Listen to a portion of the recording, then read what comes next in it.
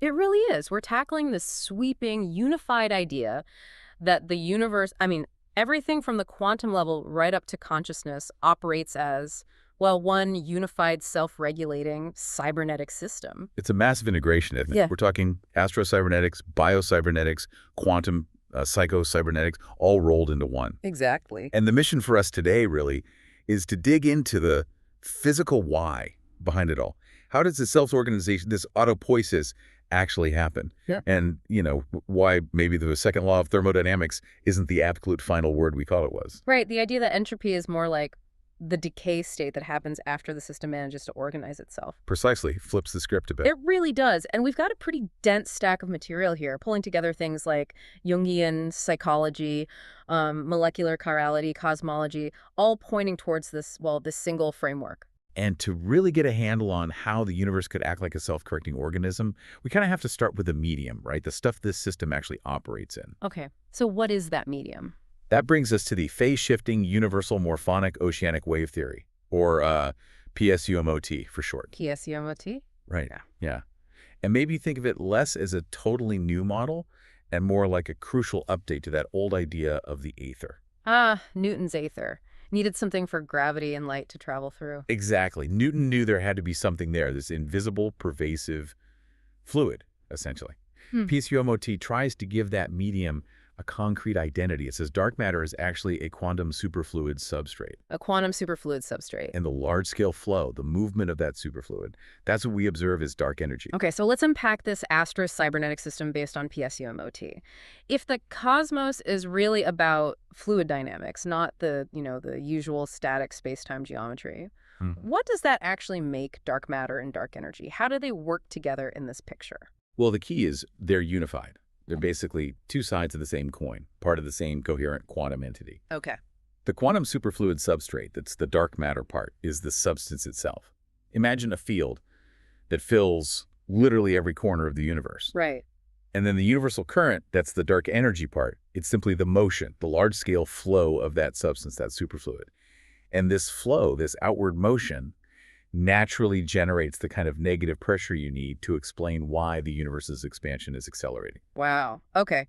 So just by defining it this way, you potentially solve one of cosmology's really nagging problems, right? The coincidence problem. It does, quite elegantly, actually. Because that problem asks, why now? Why in the specific moment in cosmic history do dark matter and dark energy seem to have roughly comparable densities? The standard model doesn't really have a fundamental reason for that balance. None at all. It looks like a huge coincidence.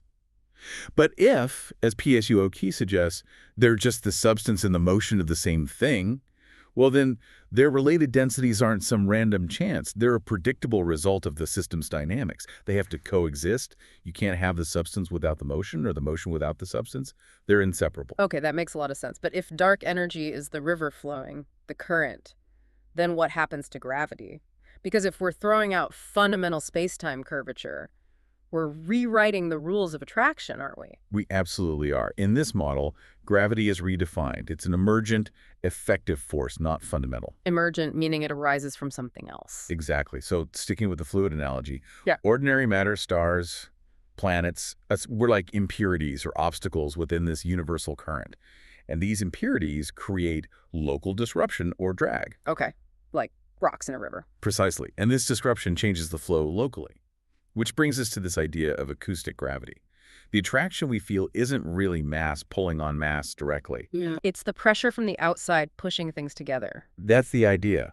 When you get a concentration of mass in one area, it creates a sort of turbulent region. Maybe think of it like lower pressure in that spot within the superfluid. Like a whirlpool has lower pressure at its center. Right. So the surrounding superfluid, which is at a higher pressure, naturally rushes in towards that lower pressure area to try and equalize things. Mm-hmm.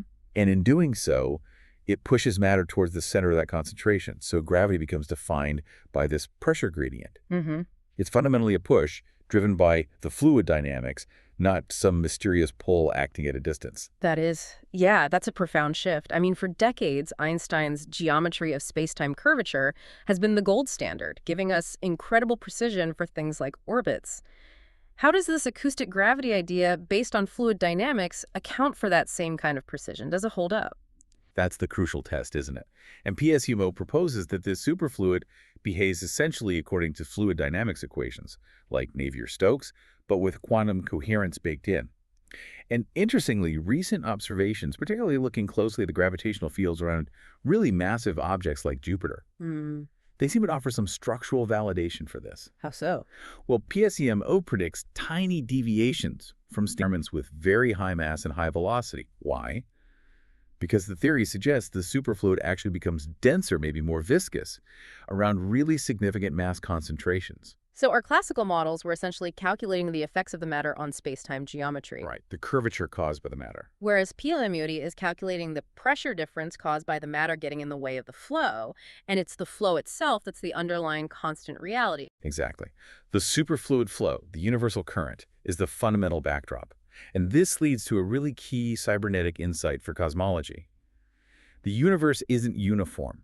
It has to be emergent, dynamic, and dependent on the conditions in any given region. The sources use this great phrase, it depends on the local surf report. I like that. It immediately clicks. It explains why things might not be perfectly uniform everywhere, even if the basic laws are the same. Totally. Think about surfing. You've got Nazaré in Portugal with those monstrous 100-foot waves. Then you've got, say, Santa Cruz with more typical surf. Right. Same planet, same ocean, same general forces. But the local conditions, the shape of the seabed there, the currents, the weather patterns, they create wildly different results. Cosmologically speaking, the huge structures in the universe, galaxy clusters, superclusters, they act like that seabed topography. The dynamics you observe locally, like expansion rate, are entirely dependent on how much mass is nearby, creating turbulence and drag in the superfluid flow. And the sources highlight the great attractor phenomenon as like the ultimate example of this macro-level turbulence. Yeah, the Great Attractor is this enormous region in space, and our entire local group of galaxies, including the Milky Way, is being pulled towards it at incredible speeds, hundreds of kilometers per second. It's like a giant cosmic sinkhole, a huge gravitational flow. Which sounds exactly like what PSUMOT would predict. It fits perfectly. Yeah. PSUMO doesn't just accommodate the Great Attractor. It basically says something like, it must exist. When you get that much mass concentrated, it's going to create intense drag and disruption in the superfluid, causing this massive turbulence that pulls everything around it into its current. It's the ultimate rock in the river, like you said. And it's this dynamic, non-uniform flow that potentially solves the Hubble tension, which has been a real headache for cosmology. Oh, absolutely. The Hubble tension is this persistent, nagging disagreement about how fast the universe is actually expanding right now. Yeah, measurements from the early universe, like from the cosmic microwave background radiation, suggest one rate around 67 kilometers per second per megaparsec. But measurements of the nearby late universe suggest a faster rate closer to 73. And they just don't overlap. The error bars don't meet. So for the standard model, lambda CDM, this is a crisis. Either one set of measurements is wrong, or you have to invent some new, maybe exotic physics to explain why the expansion suddenly sped up locally. But PSOT offers a much more, well, natural explanation, doesn't it? It's simply non-uniform, turbulent superfluid flow. We just happen to live in a fast-flowing part of the river. Exactly. If dark energy is the river's flow, then all the massive structures around us, the Great Attractor, nearby clusters, they're the rocks. And rocks in a river create rapids, localized turbulence. That turbulence increases the flow rate right here in our cosmic neighborhood. So we measure a faster rate locally. We do. But if you could measure the expansion way out, far from all this massive structure and turbulence, the rate would likely settle down and match that early universe baseline. So the Hubble tension isn't a crisis for cosmology. It's actually evidence for PSUMOT's hydrodynamics. It shows we live in a turbulent patch of the superfluid. That's the argument. It turns a problem into a predictable consequence. Now, just before we shift gears into biology, there's one more crucial piece of the PSUMO structure we need to mention. Itry. Right. Charge, parity, time symmetry. The sources say PSUMO is structurally built on this and that it mandates a mirrored reality. Why is that so fundamental? Well, CPT symmetry is pretty foundational in quantum field theory itself. It basically states that the laws of physics should look the same even if you swap all particle charges. C, mirror their spatial coordinates like looking in a mirror, P parity, and reverse the direction of time. Okay. Because PSUMO defines the fundamental medium as this coherent quantum entity, this superfluid, it has to adhere to these deep symmetries. And the implication of CPT symmetry, taken seriously, strongly points toward the existence of a kind of dual universe, or a mirror world that is CPT reversed relative to A ours. literal mirror world. In a CPT sense, yes. The underlying principle suggests that for every particle, every interaction, maybe even every structure in our universe, there's a corresponding CPT inverted counterpart. This isn't just philosophy. It arises from the physics required by the superfluid substrate itself. It implies this deep, maybe ongoing exchange or mirroring of information between our reality and this dual aspect. Okay, so we've laid out this picture of the cosmos as a dynamic, self-regulating system governed by fluid pressure, turbulence. Now, let's bring that same lens of self-regulation and adaptation down to life itself. Biocybernetics. And the key mechanism here for achieving that self-making, that autopoiesis, seems to center on one of life's biggest mysteries: chirality. Chirality, yeah. Yeah. Molecular handedness. It's fascinating because it's life's great broken symmetry. Yeah. Normally in chemistry, if you synthesize molecules in a lab, you get a roughly 50-50 mix of left-handed forms, L, and right-handed forms, D. They're mirror images like your hands. Racemic mixtures, right? Exactly. But life throws that symmetry out the window. It picks one-handedness almost exclusively for specific functions. It's a molecule. And this isn't random. The choices are very specific, aren't they? What are the actual asymmetries built into us? It's a really specific pattern. Living cells use almost exclusively left-handed amino acids. These are the building blocks for all proteins, enzymes, muscles. Yeah. Basically the workhorse molecule. Okay, so amino acids are left-handed. The sugars that life uses for metabolism, and crucially the sugars that form the backbone of DNA and RNA, those are almost exclusively right-handed. And on top of that, the DNA double helix itself only winds in one direction, to the right. So it's this very specific mixed pattern of broken symmetry. And the sources really hammer this point. This isn't just a weird quirk of biology. It's absolutely essential for life to even work. It's functionally necessary. It really seems to be the key innovation that allowed complex molecules to link up reliably and build stable structures. Experiments have shown pretty clearly that if you try to build RNA or DNA using a mix of left and right-handed nucleic acids, it just doesn't work efficiently. They can't link up properly. Like trying to screw a left-threaded bolt into a right-threaded nut. Exactly that kind of problem. You need uniformity in the handedness of the components to build complex, stable machinery. The system had to choose one standard for each type of building block to achieve the necessary molecular specificity and, ultimately, complexity. And this goes all the way back to Louis Pasteur, right? In the mid-19th century, he spotted this fundamental difference. He did. It was a landmark discovery. Pasteur found that tartaric acid crystals produced synthetically in the lab were racemic, that 50-50 mix. But the same crystals produced by living organisms, like in wine fermentation, were exclusively one specific handedness, right-handed in that case. His conclusion was profound. Only products originating under the influence of life are asymmetrical. This homochirality, this deliberate breaking of symmetry, is the act of self-organization. It's life rejecting the random symmetrical state favored by simple chemistry, the state you might associate with higher entropy, in order to create the conditions for autopoiesis, for self-making. Okay, so if the universe's sort of default entropic tendency is that 50-50 symmetrical mix, then life choosing homochirality is like, it's actively swimming against that current, isn't it? And that tension that connects back to the listener's idea about chirality determining lifespan. It absolutely does. By choosing this specific, ordered, asymmetrical state, life creates the potential for complex structures, but it also establishes a state that's inherently out of equilibrium with the simpler, symmetrical baseline. This creates the potential for decay. Because the natural tendency is to return to that mixed, symmetrical state. Right. So life is this ongoing process of maintaining this highly specific homochiral order. The degradation of that precise molecular structure over time, the slow creep back towards symmetry or randomness, that could be seen as the fundamental mechanism of aging, of senescence, of decay. The system is constantly working to maintain its unnatural order against the universe's entropic push towards a mixed-up, non-functional state. Which leads us straight into autopoiesis, the system's ability to self-make, self-maintain, manage its own complexity, and basically survive. And the philosophical framework for understanding how systems do this is the viable system model, or VSSM. We should probably spend a moment on that because it sounds like the blueprint for how this whole cybernetic universe idea hangs together. Yeah, the VSM, originally developed by Stafford Beer for organizations, is a really powerful model. It's essentially a blueprint for any system. Could be a cell, a star, a company, maybe even the universe itself that needs to maintain its identity and adapt to survive in a complex, changing environment. And its core function is managing variety, right? Complexity. Exactly. Variety is a technical term for the number of possible states a system or its environment can be in. A viable system has to be able to handle the complexity, the variety, thrown at it by the external world, while also managing its own internal complexity. How does the VSM structure actually do that?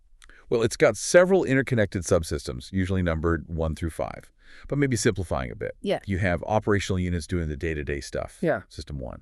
You need coordination between them, System 2. You need optimization and control of current operations, System 3.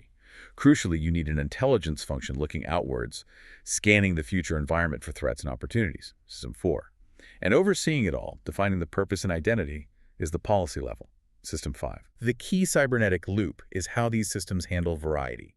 They use variety attenuation filtering and simplifying the massive complexity of the outside world so the internal systems aren't overwhelmed.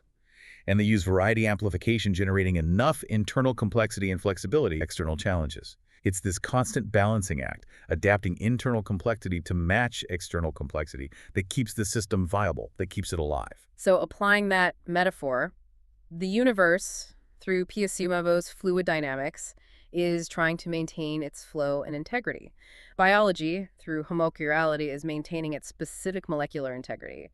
It suggests that cosmogenesis, the creation of the universe, wasn't just about explosion and disintegration, but about creation, integration, and achieving viability. Precisely.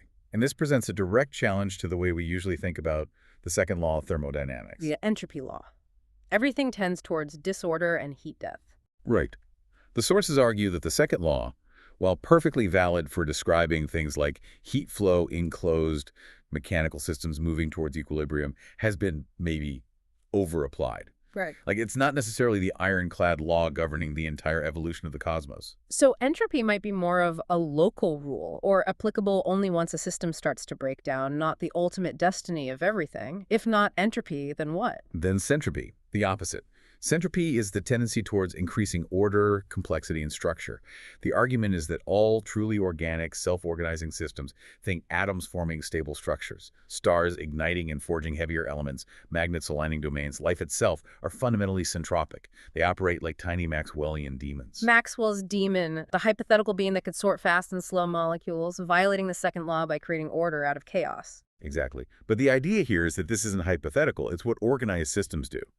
A star is a fantastic example. It takes diffuse, high-entropy hydrogen gas, and, through the processes of gravity and nuclear fusion, generates incredible low-entropy complexity. Heavier elements, intricate magnetic fields, structured layers. That's morphogenesis, the active creation of form and order. So cosmogenesis itself is seen as morphogenic, a process of growing into being, generating structure from the underlying substrate. That's the perspective. And life's insistence on homochirality is maybe the most striking biological evidence we have that the universe's underlying impulse isn't just decay, but also order generation, structure building.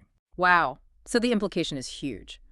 Viability, whether cosmic or biological, isn't achieved by just passively resisting decay.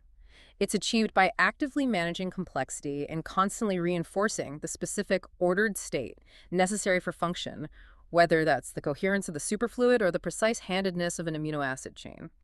Okay, we've traced these principles of self-regulation, complexity management, order generation through the cosmos and into biology. Now we need to turn that lens inward onto the observer, onto the mind itself.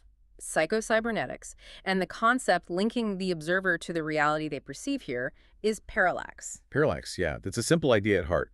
Where you stand determines what you see. Your location dictates your perspective. Like in astronomy, right? External parallax. You measure a star's apparent shift against the background as the Earth moves from one side of its orbit to the other, 6 months apart. That shift gives you the distance. That's how we get the unit of a parsec. Exactly. Or even simpler, the parallax error you get if you try to read an old analog gauge like a speedometer from an angle instead of straight on. Your viewpoint changes the reading. Okay. And analytical psychology, especially Carl Jung, took this physical concept and applied it metaphorically to the mind, the internal parallax. Right. Jung's idea was that to get a true, full, maybe three-dimensional understanding of yourself or even of reality, you need to integrate opposing viewpoints. Specifically, you need both the perspective of your conscious mind, the rational everyday self you know, and the perspective of your unconscious mind, particularly the shadow. The shadow being the parts of ourselves we repress or don't want to acknowledge. Exactly. The aspects that don't fit our conscious self-image. Jung argued you need both vantage points simultaneously, holding the tension between them to perceive the true depth, the full picture. Looking from only one viewpoint gives you a flat, distorted image. So what happens then if an entire society or even an individual refuses to do that, if they refuse to integrate those perspectives, if they insist on looking at reality with effectively only one eye open? That, according to this framework, leads to a collective parallax error. The whole society gets locked into a single, dominant, conscious attitude. Maybe it's extreme rationality, maybe it's a particular political ideology, maybe a religious dogma, and it actively suppresses the necessary counter-perspective. That rejected stuff gets pushed into the collective shadow. It becomes the repository for everything unwelcome, irrational, maybe dissenting, uncomfortable truths. All of that. And in terms of cybernetics, in terms of the viable system model, this is like a critical failure in managing variety. The system is actively refusing to process essential information, essential complexity, that it needs to adapt and stay healthy. It's blocking the feedback loop. Precisely. And the psychological term for what happens when this repression goes on too long, when one side is pushed too hard, is enantiodromia. The tendency for things to swing violently to their opposite. Exactly. The repressed elements fester in the unconscious and the collective shadow. They become, as the sources put it, baleful, destructive, and anarchical. They build up immense psychic pressure until eventually they erupt. You see these collective outbreaks of madness and destruction. Historically, societies obsessed with rigid order suddenly collapsing into chaos, or hyper-rational movements spawning irrational cults. And this failure to integrate, to see the full picture, can be amplified by something as basic as language itself, how we categorize things. Yeah, the source material makes a really interesting point about linguistic categorization. Language acts like a tool, a measuring device, but it often imposes sharp classical separate boxes onto phenomena that might actually be more unified or fluid at a deeper neurological level. Like nostalgia and déjà vu. That's a great example used. Neurologically, both experiences might stem from a similar kind of temporal displacement, a misfiring or resonance in the brain's memory or timing systems, a feeling of the present being infused with the past. But language forces them apart. Completely. We label nostalgia as generally positive, a warm longing for a real past. We label déjà vu as uncanny, weird, maybe even a glitch, a feeling of familiarity with the present that feels false. So we take what might be a unified underlying state and linguistically force it into these contradictory classical boxes, giving them different emotional weights and truth values. And this kind of linguistic error, this imposed separation, could create the preconditions for shared memory distortions like the Mandela effect. If our language itself trains us to fragment reality and misinterpret unified states, then it's easier for errors in collective memory, for shared false narratives, to take root and spread. It systematically distorts our shared map of reality, and this feeds directly into the concept of hyperstition. hyperstition, that's the idea that some ideas, some narratives, even fictional ones, can become so powerful that they actually cause themselves to become real, right? By changing collective behavior. Exactly. It's a narrative that makes itself true. If a society's internal parallax is already distorted by these linguistic separations of repressed shadows, it becomes much more susceptible to hyperstition. Maybe initially fictional narrative takes hold. People start acting as if it's true. That collective behavioral shift then alters the social reality, reinforcing the narrative, making it functionally real, even if its origins were baseless or fictional. The collective mind is, in a sense, hallucinating its reality into existence based on a shared, flawed linguistic and psychological framework. So the real leverage point isn't just about correcting factual errors, it's about correcting the underlying framework, the internal parallax, the way we perceive and categorize reality in the first place. Okay, this ties everything together. If the deep reality is this superfluid ether, this informational substrate, and if our consciousness, our perception, is fundamentally in interaction with that substrate, then altering consciousness should do more than just create fuzzy feelings. It should potentially alter our perception of fundamental constants like space and, especially, time. That's the implication. So the sources talk about how one might theoretically rework raw psychedelic imagery, what we typically call hallucinations, into something more structured, more cognitive, maybe even meaningful patterns. How would that work? Right. This involves moving past the simple distinction between, say, delusion as a fixed false belief, and hallucination as just random sensory noise. It's about how the mind imposes pattern onto input, whether that input is external or internal, or maybe an interaction with this deeper substrate. The technique described is called the clamp and funnel. Clamp and funnel. Yeah. Okay, how do you clamp the mind in this context? Clamping is about engaging the conscious mind with a specific type of stimulus. Something abstract, maybe repetitive, but highly interesting or captivating. Think about the intricate, moving geometric patterns often reported on DMT, those chrysanthemum or mandala structures. Okay. The stimulus has to be engaging enough to essentially occupy the foreground of attention, preventing the mind from drifting off into its usual internal chatter, its self-referential loops. Basically, you're trying to quiet down the default mode network, DMN. The DMN. Yeah. That's the part of the brain associated with mind wandering, thinking about ourselves, the past, the future, our internal monologue generator. Pretty much, yeah. It's the brain's autopilot for self-related thought. Clamping aims to disengage that autopilot by focusing attention externally, or perhaps pseudo-externally, on this compelling stimulus. Got it. So you clamp the DMN, then what's the funnel part? Funneling relates to the nature of that clamping stimulus. It should contain relatively few distinct relational components, meaning it's not telling a complex story with lots of different interacting parts, but it should have extremely high repetition. Like the repeating geometric patterns, or maybe chanting a mantra, or listening to repetitive, structured music. Exactly. That high repetition, low relational complexity forces the brain to drastically narrow its calculation scope. It's no longer trying to process the vastness of all space and time or simulate complex social scenarios. It's forced to focus intensely on the unfolding structure of the immediate input, minute by minute, second by second. You're essentially cranking down the brain's capacity to think in broad, abstract concepts. Right, you're reducing its conceptual bandwidth. And the idea is that this reduced scope, this intense focus on immediate pattern, might allow the mind to perceive or resonate with patterns inherent in the underlying substrate, the noetic aether, the superfluid, rather than just projecting its own stored cognitive frameworks and internal noise onto the experience. You're tuning the receiver, so to speak, away from the usual self channel and towards this more fundamental universal current channel. In this kind of altered state, this enhanced or maybe just different neuroperceptual processing is where we see empirical examples suggesting consciousness can act as a methodology amplifier, especially in things like precognition tasks. Yeah, the studies mentioned using mescaline or DMT are really intriguing in this context. Participants in controlled settings scored statistically above chance in tasks designed to test precognition perceiving information about a future target before it was randomly selected and shown. But they didn't see the future like a photograph, right? It was more thematic. Exactly. That's the fascinating part. They didn't get perfect, crystal clear images. They described the nature of the target, its structure, its feel. So, for instance, a future target that was a computer animation of DNA might be described beforehand as seaweed-like creatures, or a clip from the Star Wars Death Star trench run might be described as seeing space skeletons and mechanical stuff. So the mind, in that clamped and funneled state, seems to be picking up on the structural information, the pattern of the future event flowing back through this informational current, and then interpreting that raw structure into the closest available cognitive image or narrative it has. That's one way to interpret it, yes.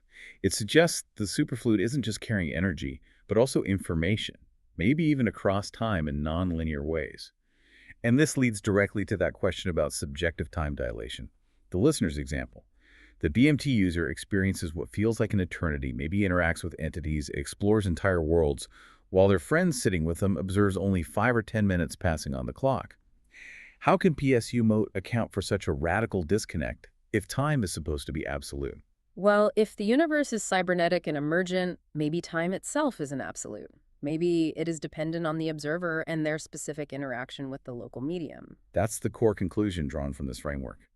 PSU Momate supports the idea that time is fundamentally dependent on the observer. The rate at which time flows isn't universal. It's linked to the local conditions, the density, the flow, the resistance of the ether superfluid. So time dilation isn't just a subjective feeling. It's described here as a physically real elongation of actual durations for that observer. Yes. The idea is that when a consciousness enters a profoundly altered state, like under DMT, or perhaps even when an object significantly resists the local gravitational field, interacts differently with the ether density, it changes the nature of that interaction.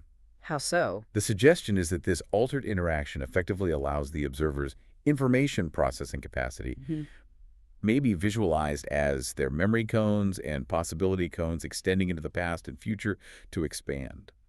This results in a dilation of consciousness itself, which manifests experientially as slower subjective time. The internal processes of the DMT user, their thoughts, perceptions, the entire unfolding of their experiential reality, are simply taking longer relative to the external observer who's still embedded in the normal flow rate dictated by Earth's local superfluid conditions. It's the ultimate expression of that parallax view again, isn't it? The internal perspective, the internal measurement of time is fundamentally different from the external measurement because they're interacting with the medium differently. Exactly. And we know, theoretically at least, that this kind of radical inversion of space and time does occur in the most extreme physical environments we can imagine, like inside a black hole. Right, the singularity. Physics suggests that at the singularity, space and time get so warped that their roles effectively swap. What used to be a location in space, the center, becomes an unavoidable moment in time, the future endpoint for anything crossing the horizon. And conversely, look at the event horizon from the outside. For an external observer, the event horizon is a boundary where time appears to stop. Yeah, the astronaut falling in seems to slow down, get redder, dimmer, and just freeze on the edge, taking an infinite amount of external time to actually cross. Right, so the temporal interface, how you measure time relative to something else, dictates everything. The suggestion here is that our everyday reality, and especially altered states, are just less extreme versions of this fundamental relativity of time, all dependent on how consciousness interacts with the underlying superfluid current. Wow. Okay, we have definitely covered a lot of ground. We started with this idea of a cosmic superfluid dictating Astro Cybernetics. We moved through how molecular asymmetry, chirality drives biocybernetics and autopoiesis. And we landed on the mind itself, psychocybernetics, potentially structuring reality and even warping the temporal interface through concepts like parallax and maybe these clamping techniques. Yeah, it's a huge loop, but the synthesis, the core takeaway, seems pretty clear. The argument is that the universe, from the biggest flows down to the smallest living systems, and even our own perception, functions as one deeply integrated, self-regulating cybernetic whole. Autopoiesis, self-making, and self-maintaining order is presented as the norm, not some fluke exception. And this noetic aether, this quantum superfluid, is proposed as the fundamental medium, the informational and dynamic substrate that binds it all together. So if this picture holds any water, why does our current standard model of cosmology, lambda CDM, seem to struggle so much with things like the Hubble tension or the true nature of dark matter and dark energy? Why the disconnect? Well, the argument here is that the standard model fails because it's built on a foundation of essentially static assumptions. It tends to assume the universe is fundamentally uniform or changes in predictable, smooth ways. It largely ignores the potentially dynamic, turbulent, non-uniform nature of the underlying medium it swims in. And critically, it often neglects the role of the observer's mind in shaping the perceived reality. Right. And maybe most fundamentally, our entire measurement paradigm is rooted in this classical idea that we can objectively touch and measure things out there without fundamentally disturbing them. But quantum mechanics tells us we touch nothing, ever, in that classical sense. Every observation is an interaction. So our instruments might be trying to impose these neat, separate, stationary categories onto a reality that is actually intrinsically self-organizing, flowing, symbiotic, and maybe even experiential at its core. It really demands a shift in how we think about knowing itself, an epistemological shift. It does. The constant evidence for emergence everywhere, order arising in atoms, complexity building in ecosystems, consciousness itself suggests we might need a new language. Perhaps the language of cybernetics, of systems thinking, of hydrodynamics might be better suited to describing this interconnected reality than purely reductionist approaches that focus only on the smallest parts. Which brings us right back to that psychological dimension, the parallax view. If changing how you see adjusting your internal parallax, integrating those opposing perspectives, might actually change the ontology, the very nature of what you perceive. Well, what new realities might start to become visible, or even possible if we individually and collectively could learn to genuinely embrace that fuller parallax view? That's the provocative question, isn't it?